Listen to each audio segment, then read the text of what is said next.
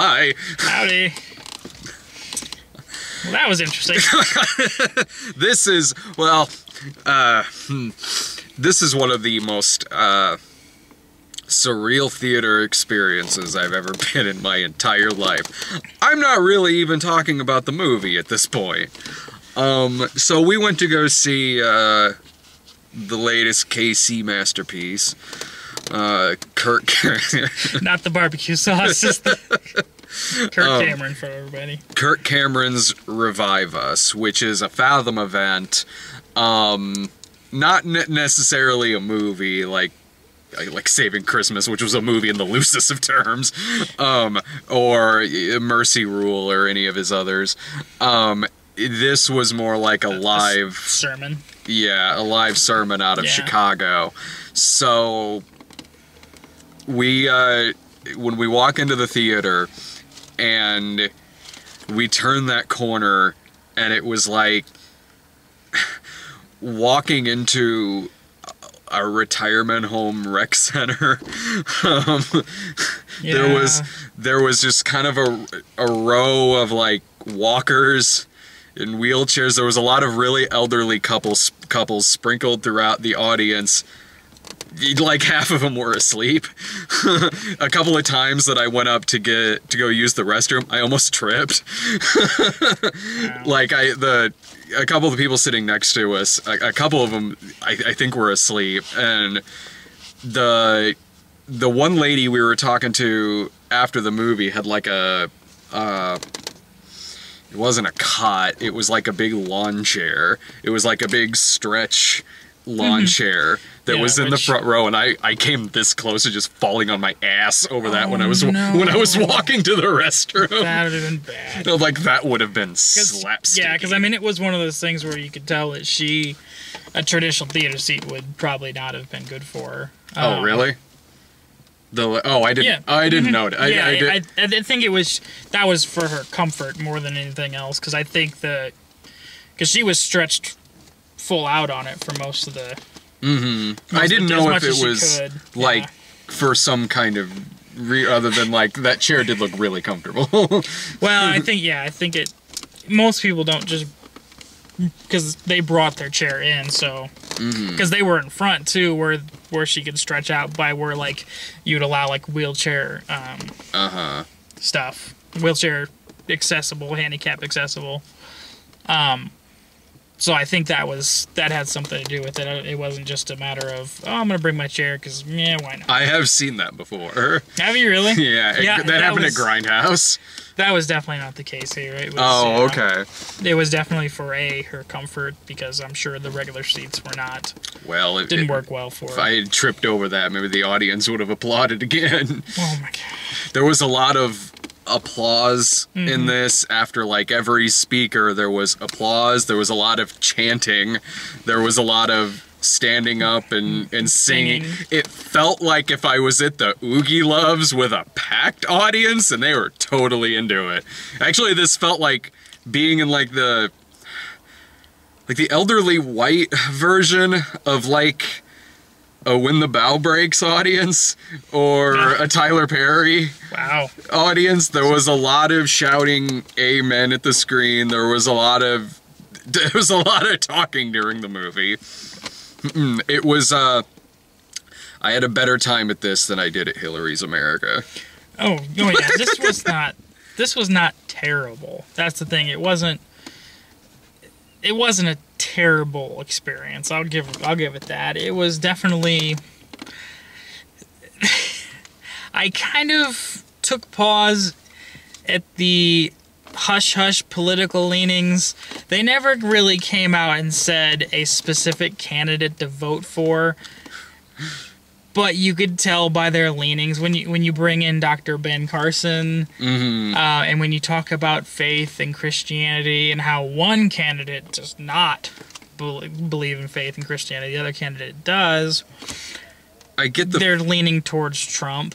Well, I think, I mean, I don't think they could really come out and endorse it because because this is funded by a political group. I don't know what the rules are as far as non-for-profit. I don't know. Somebody will probably comment on it as far as where they can go with their endorsements. They tell you to get out there, and they tell you to get out and vote, and they tell you to vote with your Christianity, and they say, like, how many more... They say in the last 3 elections, if every Christian in the country voted, it would have been, like, 20 million more than actually did vote, or something like that. Which, when they say there are 90 million Christians in the United States, which I feel is a low number. I don't know. What... I mean, Christianity is the dominant religion in the United States. There are 300, well, I guess it is about a third, because there's about 325 million people in the United States. So discounting children, it's probably about right.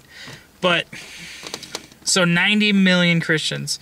So they said 25 million didn't vote, but yet that means 65 million did. Who's to say that those other 25 million would have voted the way that this group wanted them to vote? Because clearly 65 million did vote, and the election went that way. I don't think it would be as cut and dry as our guy would have got in if these people would have voted. I think there would have been more split, and I don't think it would have changed the election.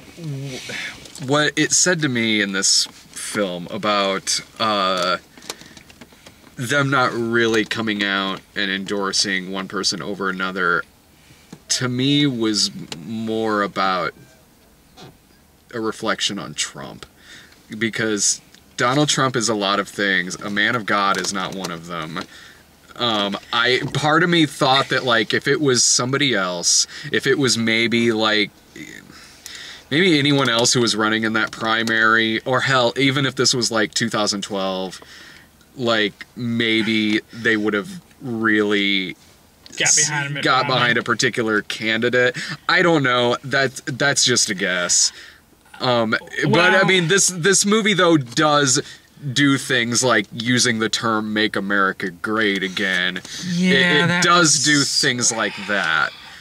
But part of me also wonders, like, if they like a lot of that stuff at the convention where there were speakers there, but there was some of them that did not come out and even say Trump's name, or hell, even like endorse him necessarily. Yeah, it's getting to the point where I think a lot of people are starting to realize, dear God, what did we do? Mm-hmm.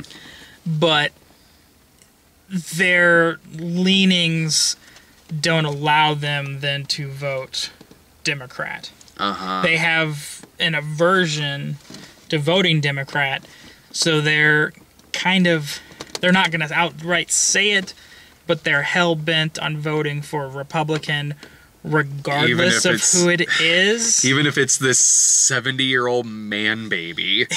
And I don't know. I think as a person of faith, I guess they're looking at it as, well, he's done these things. He's got sin, but we're all with sin, so... You know what I mean? I see it in their trying to reason, voting for this man.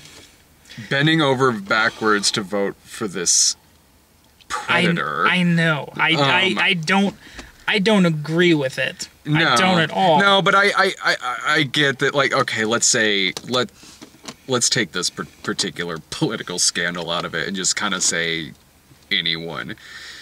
Yeah, you're probably going to bend over backwards to defend the person who's on your team. Right. Certainly. But let's say that I was a really right-leaning guy, like that I was more conservative or more Republican. Like, okay, maybe that's who I don't know, maybe that's who I would vote for whatever reason, but at the end of the day, I would call him a lot of things, but a Christian would not be one of them.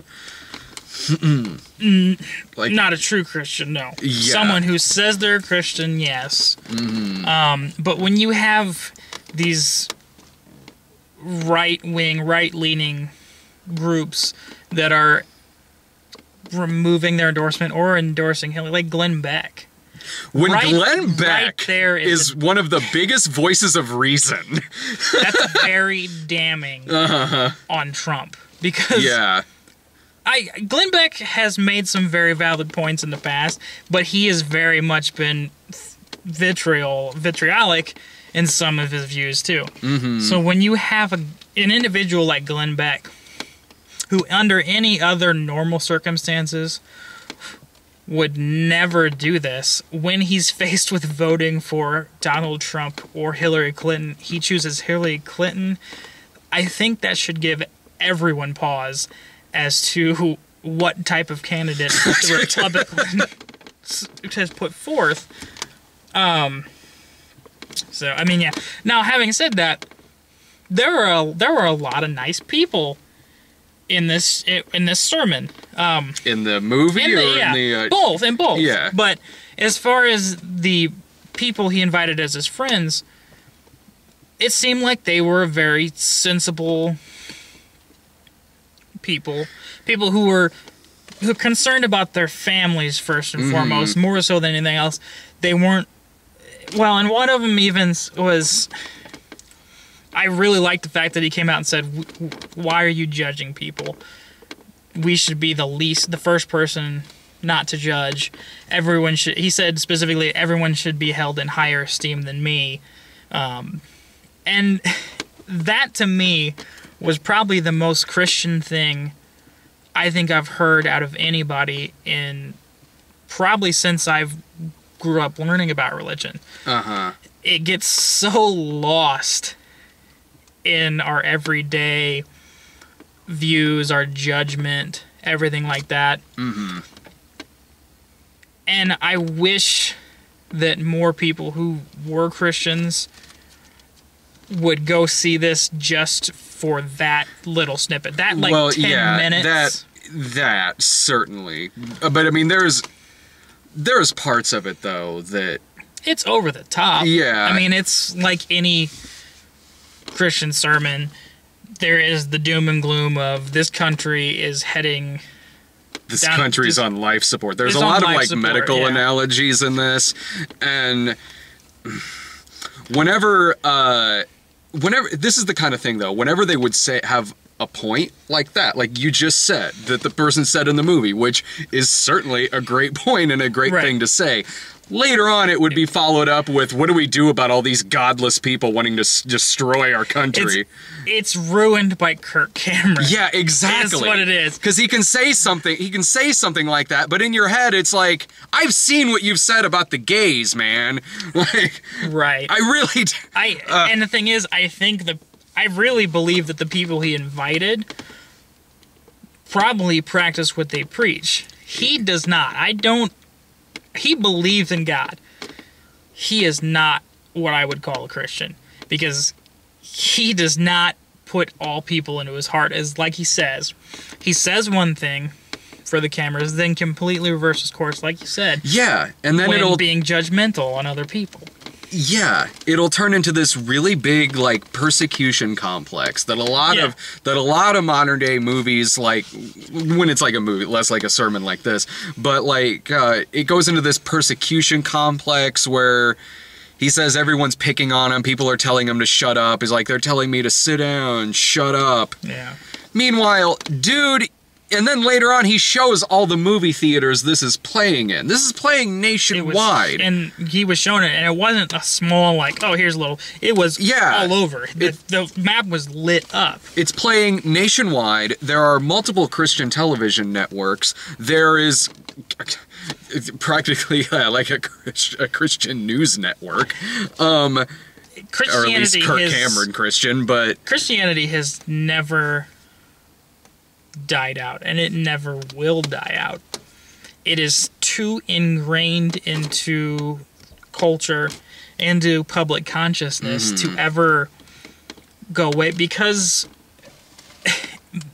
like most people, we question We have no idea what's going on. Religion is as a gateway to the unknown. It's one way of being able to say, well, I don't know, but I believe this. It makes me feel better knowing that this is a possible outcome. So as long as people are in doubt, there will always be Christianity. It's never going to go away. And nobody hates... I mean, well... People hate. There are people that hate Christianity. Oh, there certainly are. Yeah. But as far as everyday people walking out, being persecuted for that faith, you don't see it like they say it is. No, they want to make it seem like it's this big, huge thing. Like they're getting yelled at and screamed at. Like they want to paint stuff like this. Kind of tries painting things in a way that like people who aren't Christian are like the stereotypical angry internet atheist commenter, right, or something like that.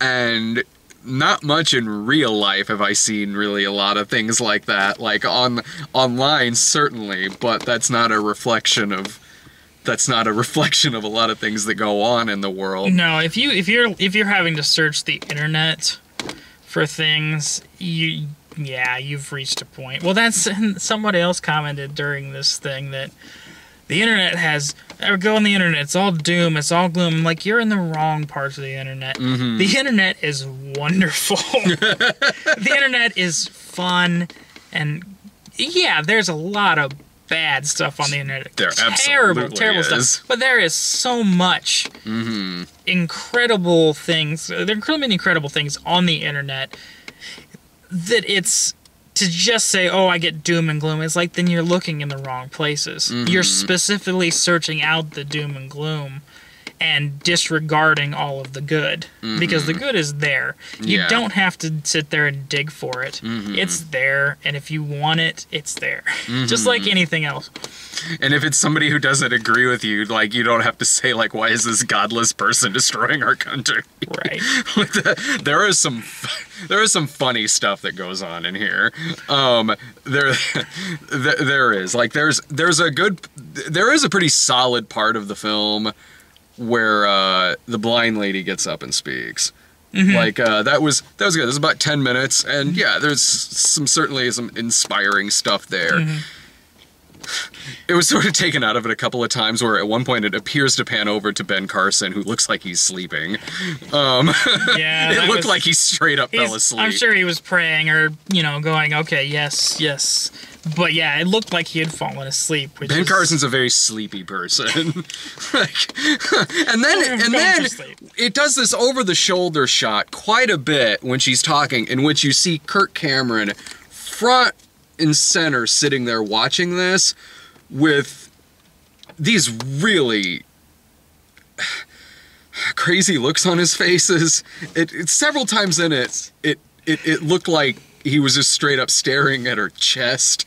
I don't think he was. I think it was just like the way that the camera angle was, or maybe where she was standing or something like that, but it was so bizarre. Or the one guy who gets up and speaks, and way too many times does he use the phrase, God put his seed in me. Yeah, that was a little...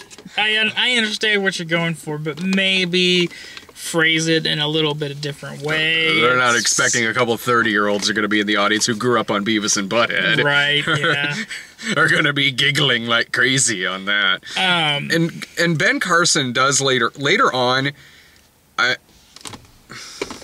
The way that this movie deals with politics a lot of the times is that it can sort of, without saying any names, it can sort of reflect whatever way you're going to lean in terms of the election. So when Ben Carson is asked the question, what do I do about choosing between the lesser of two evils? As a Christian, should I just stay home? And at first, he has a pretty okay answer to this. He says, well, look, this is a choice that we have to make for our country. Like, yeah, like a paper cut sucks. Nobody likes getting a paper cut. It hurts. And so does getting both of your legs chopped off. But no one is going to say, well, why choose the lesser of two evils? I could go either way on that. They're going to choose the paper cut. That's a good point. That's also a way of answering that without naming names, but also in a way that can really kind of reflect whoever you're voting for in this election. Oh yeah, it's very ambiguous as to if you believe that one of these candidates is the paper cut and the other one is the double amputation. Yeah. You can fit it into either narrative, and I mean, it's Ben Carson, so of course it started getting crazy after a while when he gets off on a tangent about education and is talking about why so many young people hate the country because they're taught about slavery in Japanese internment camps. So that's all they think America is. Like, evil, what, like, dude? The evil flag, and I'm like, no, I don't think anybody gets a revised American history. But do you want us to really teach these kids that this stuff didn't happen in this country? Those who forget history are doomed to repeat it? Right. This is some amazing, it just... These things happened. America is a great country that has a bloody past. Like I've said this in the past, every country has times in their history that they're not proud of. We've had just as many as anybody else, probably some more. We're new, we're growing. We are a relatively young country. I was at Birth of a Nation a couple weeks ago. Turns out the 1800s was rough. I like that you got the game on. Yeah, I'm watching the game. But, so, we should take the bad with the good and learn from that and become better. Not say, oh, it's evil because they learned. No. Dude, yeah. Stuff needs to stay in the history books, man. I think he was trying to think that, I think he was trying to, say, the Colin Kaepernick thought... I'm not sure that was about Japanese internment camps. Evil, yeah, it was definitely trying to, show people disrespecting the flag. It was definite jab at current events. Dude, we got, okay, there's several times in this where they ask you to stand up because either a song starts playing or at the beginning, at the beginning Pledge of Allegiance. Yeah, and we're both we're at a movie. We're not at, school. Right. So it was during one of the songs, and you and I are just still sitting there watching this, and you didn't see it, but I did. The old guy who was pretty close to you, gave us the dirtiest look. Really? Just turned around and we're just spitting on the American flag. Okay. I'm all right, old timer, all right. Like I told you, had the national anthem been played... Yeah, totally. I stand up. Yeah. I don't necessarily... I agree with... I like the national anthem. I feel it's a unifying force. I've always kind of had a problem with the Pledge of Allegiance. I really have. As most people probably should, it's a way of indoctrination when you're a child. Instead of, again, they keep talking about letting these people decide, letting them choose their own path. When one of the first things you do as a young child is recite this thing that you don't even really understand at the time you're reciting it. Because you do this, obviously people who do not come from the United States don't understand this. I'm sure they probably, do they still do it? I don't know if they even still do it anymore. I'm sure they probably do. The Pledge of Allegiance. Oh, in schools? They did when I was in school. Oh yeah, they did when I was too. I grew up going to Christian schools though, so we had both. We had the pledge of allegiance to the flag and also to the Christian flag as well. I didn't even know there was a Christian flag, to be honest with you. But I do take an issue with indoctrinating youth.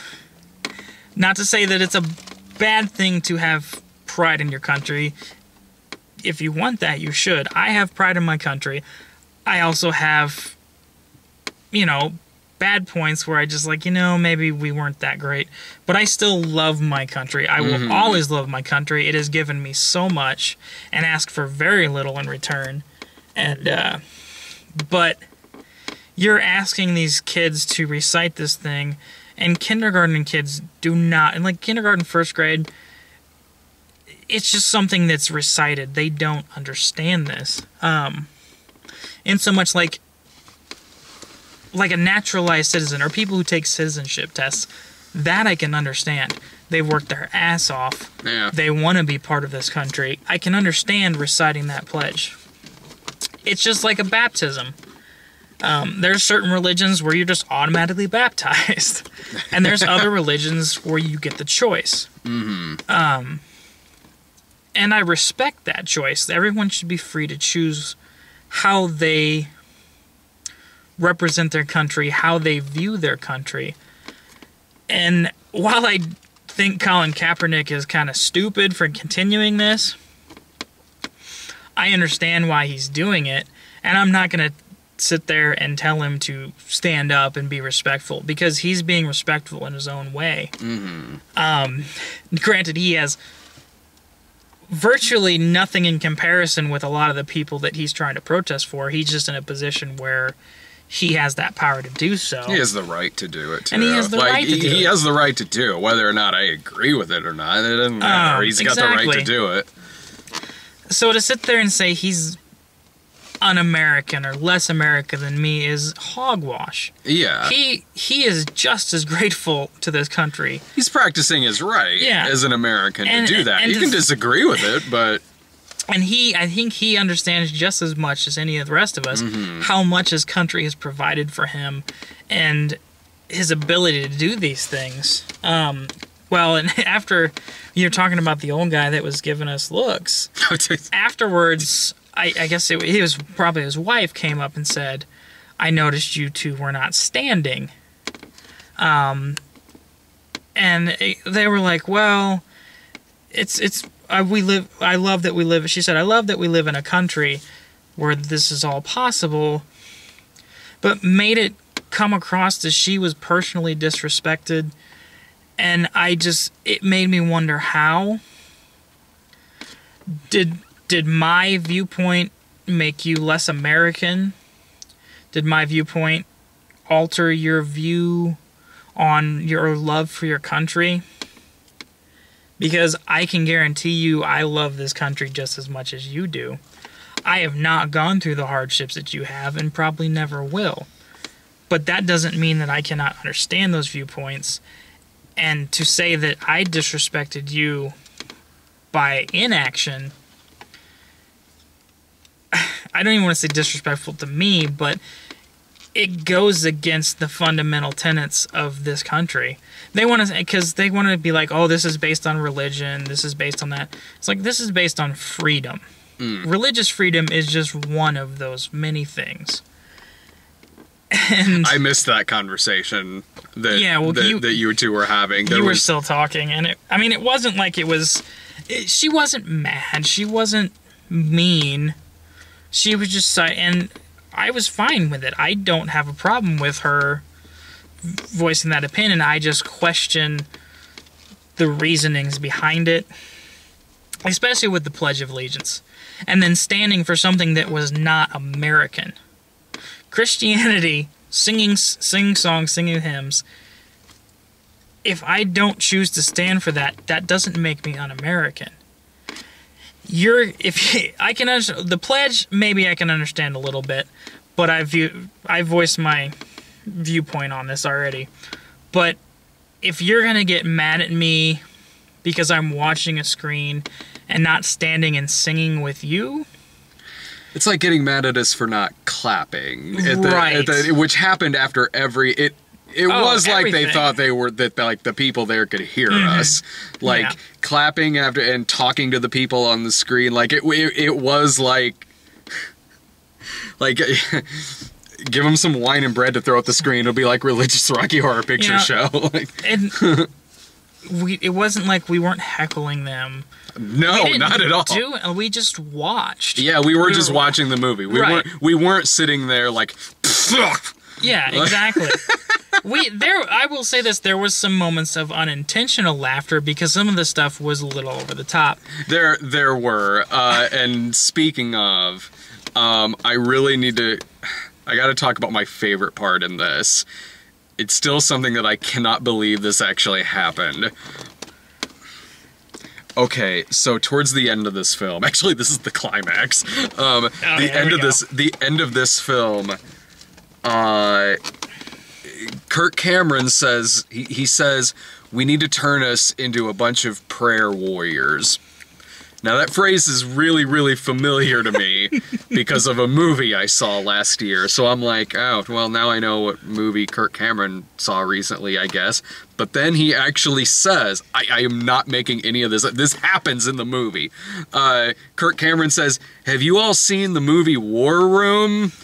And because the people in our audience, too, were like, ooh, yeah. I thought all you people looked familiar. Dave's not here this time. So he's like, do you remember sassy old Miss Clara? And I'm like, where is this going? Like, I was serious. Like, my jaw was dropped at this point. I'm like, is Miss Clara seriously going to come out here on stage? And she does.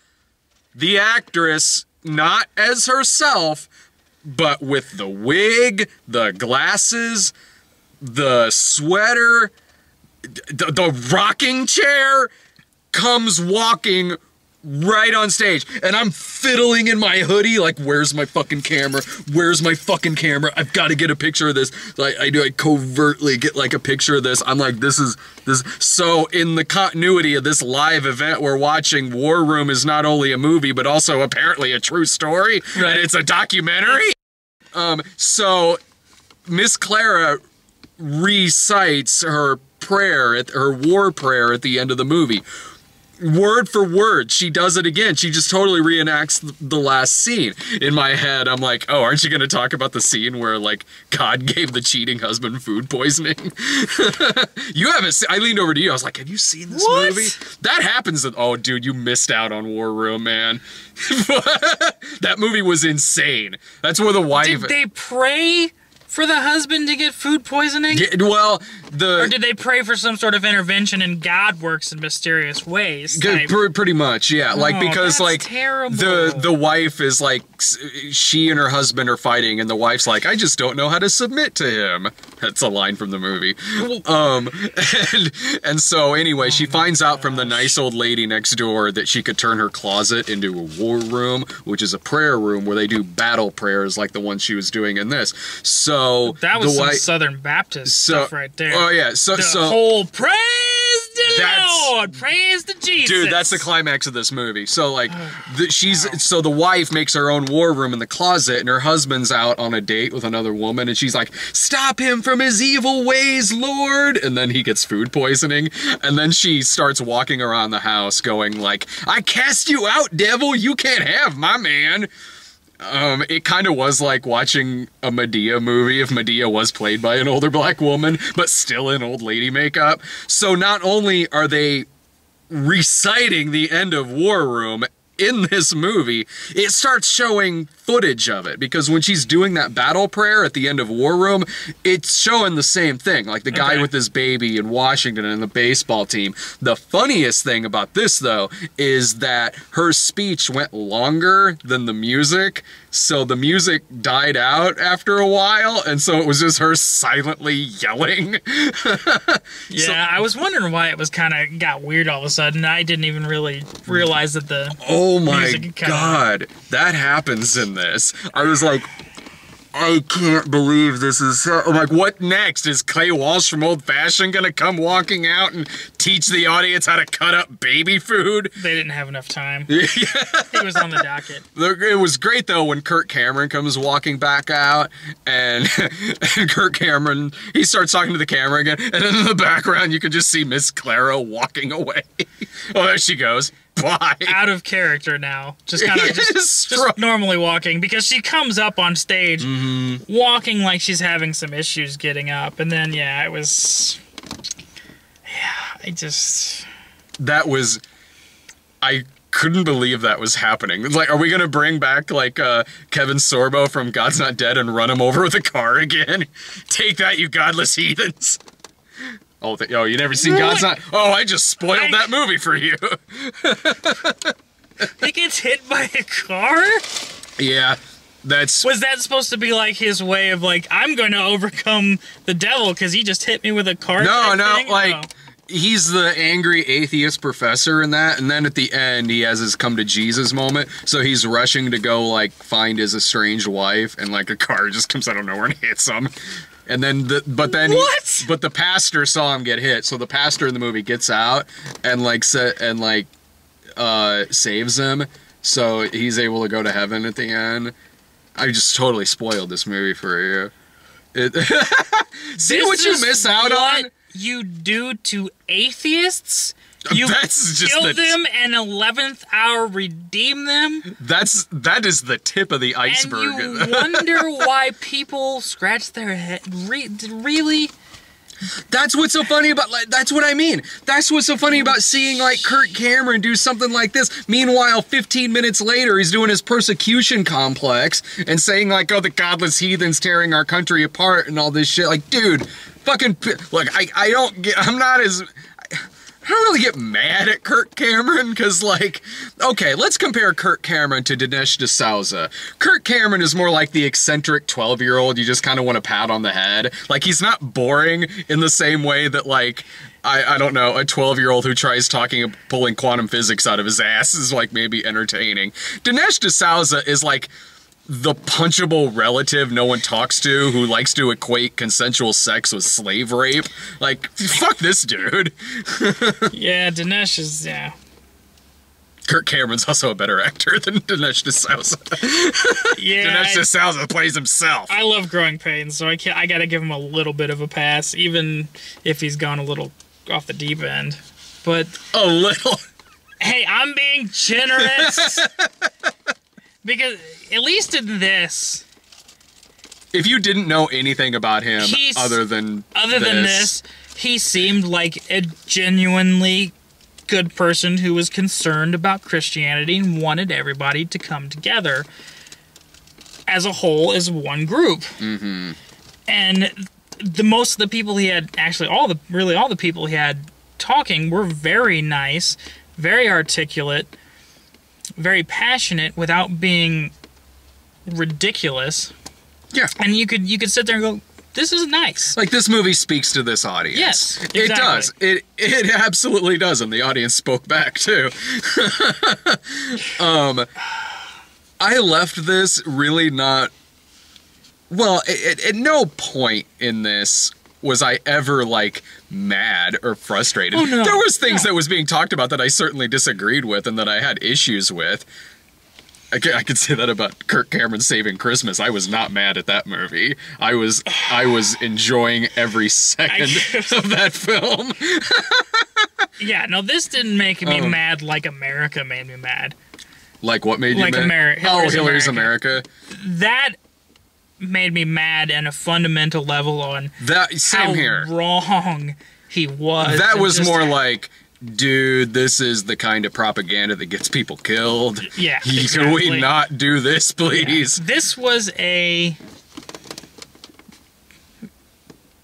church night. A family church night is what it was. It was in the movie theater, which made it... It was surreal putting that environment in a movie theater. I said earlier, like, this is one of the most surreal movie-going experiences I've ever had. Which is true, because it was...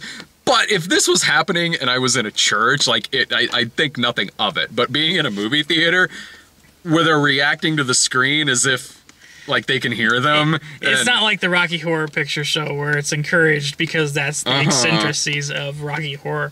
It was, yeah... I also left not wanting to pick on this movie too much because there was a really nice couple. Oh, a wonderful. Like, a really wonderful, nice couple that came up and talked to us after the movie. So if you're watching this, Wayne and Pat, thank you for the conversation. You're very wonderful people. And I hope that more people who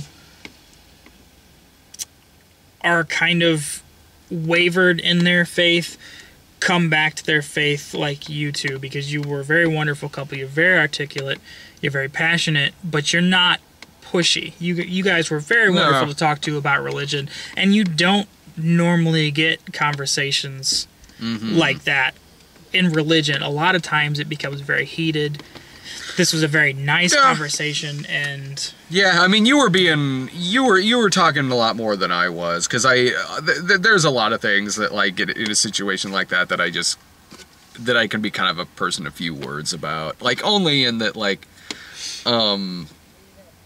I just kind of don't get into a lot of my own beliefs sometimes, but I was still answering stuff they were asking me. Right. I wasn't like, oh, I'm not going to talk about that. Right. Like, no, it was pleasant all around. There was a couple of times where I was like, I don't know what to say, like, because they asked us what we were doing here, and I was honest. I said we go see all the movies that come out, and we talk about them online afterwards, which then led them to ask where these videos are posted, and I'm like, you're not gonna like it.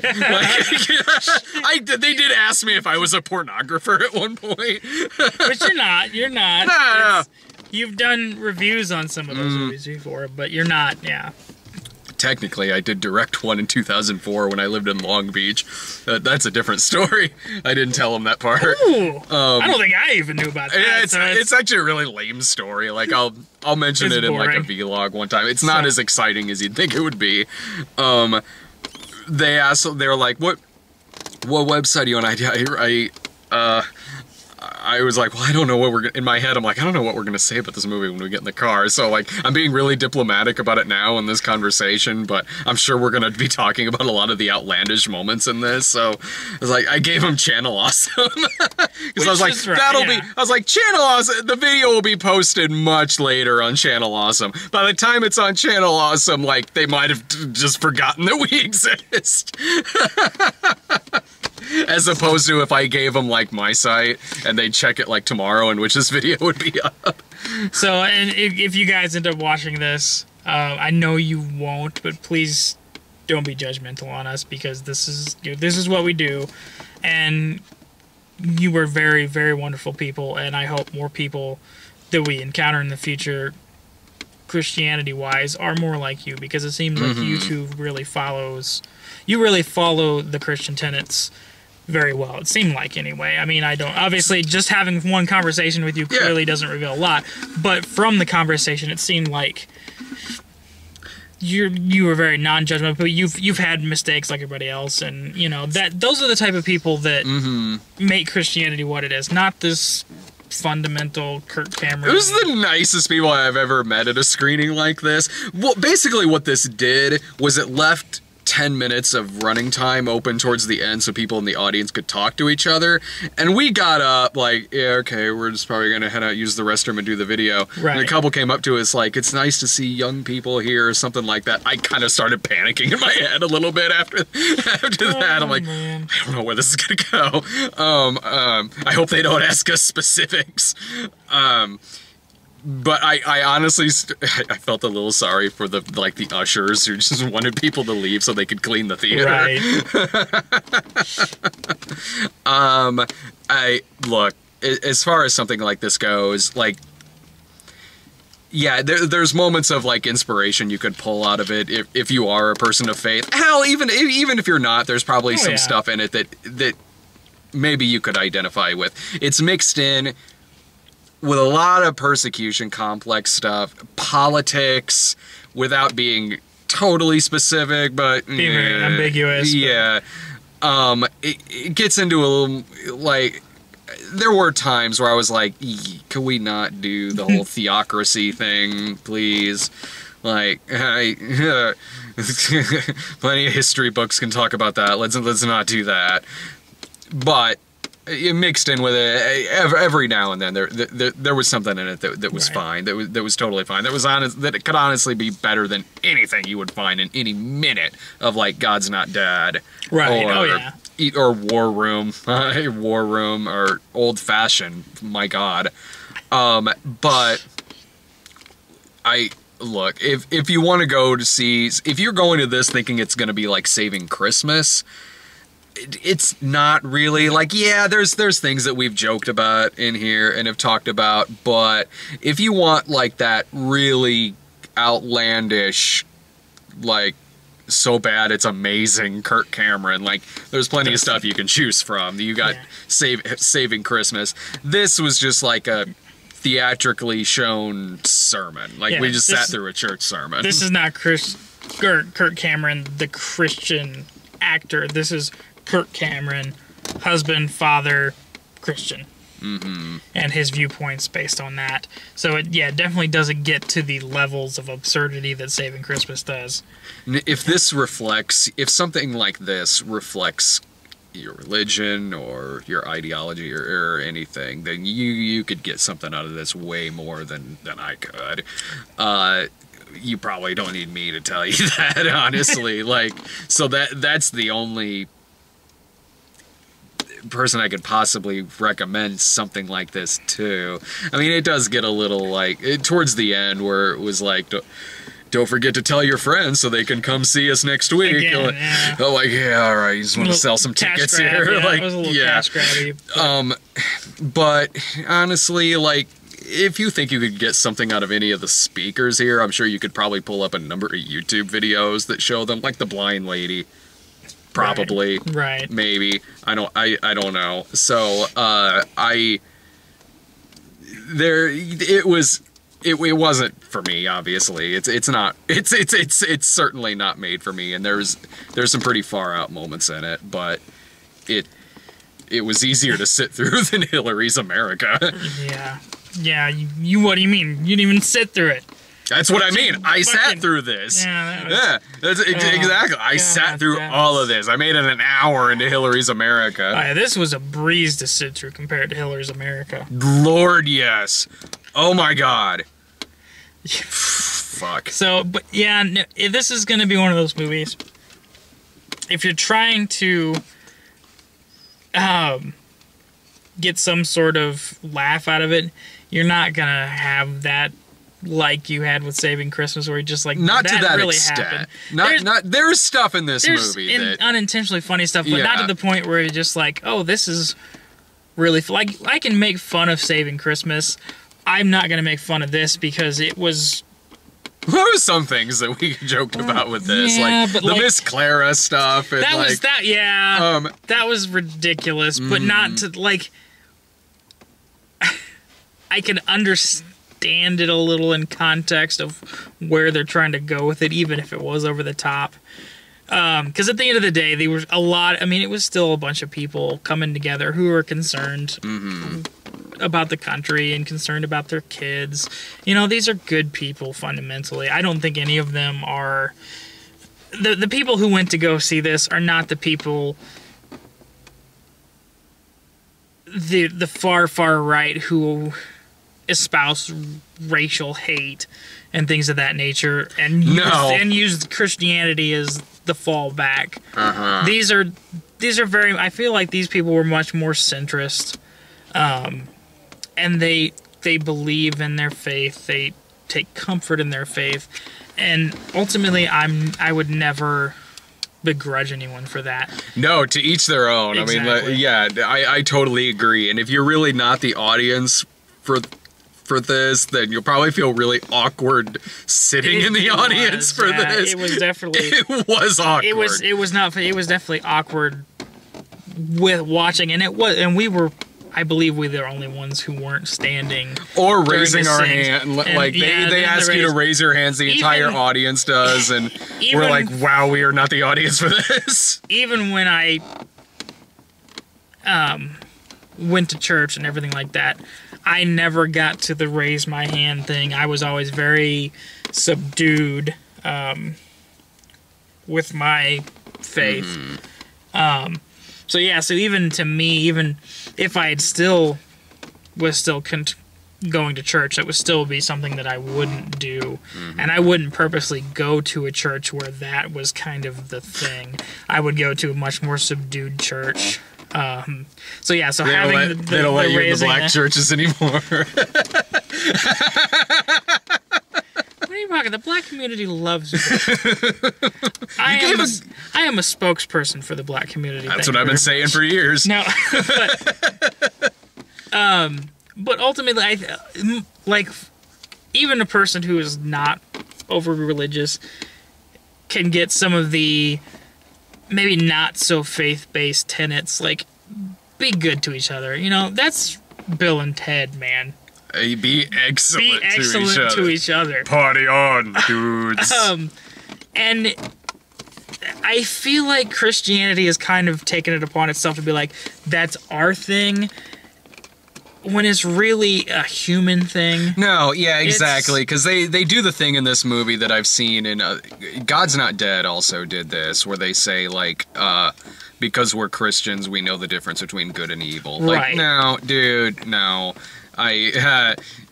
Being a good person means you know the difference between good and evil. Being a human being means you know the difference between good and evil.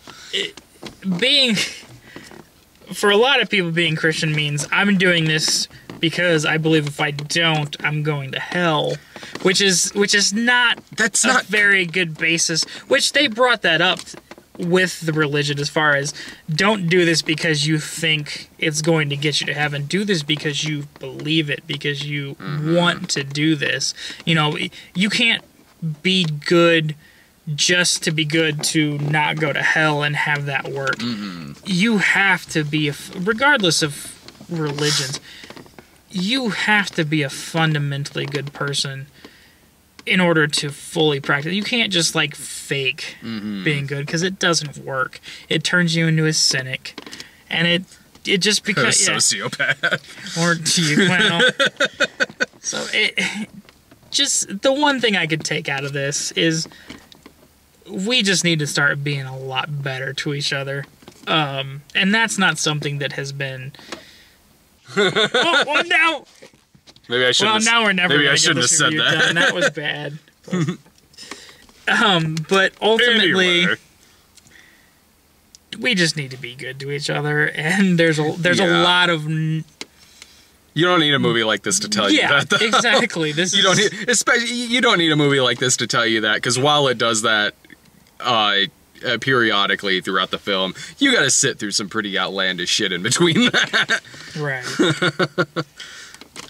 But that your final thoughts on it? Yeah, just be good to each other. Of course, you don't need this movie to go, and don't go in seeing it if you want to laugh, because it's not that type of Christian gathering movie. It's not thoroughly. I mean, there'll be parts, but honestly, if it's a packed theater, you'll probably feel very awkward in there. Right. So I don't know. Maybe try watching it at home if you're a Kirk Cameron completist for whatever reason. For whatever reason.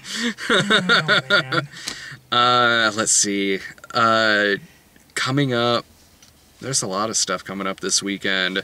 It's like Jack Reacher, Ouija, Keeping Up with the Joneses, Madea Halloween. Halloween. Yeah, Halloween is coming out. That poster made me happy then sad all at once when I realized it wasn't the re-release of Yeah. I was like, why would you do this to me? You have broken away a piece of my soul when you did this with your cheap theatrics, Madea. So most of those will probably get seen at some point. Right. See it. Adios.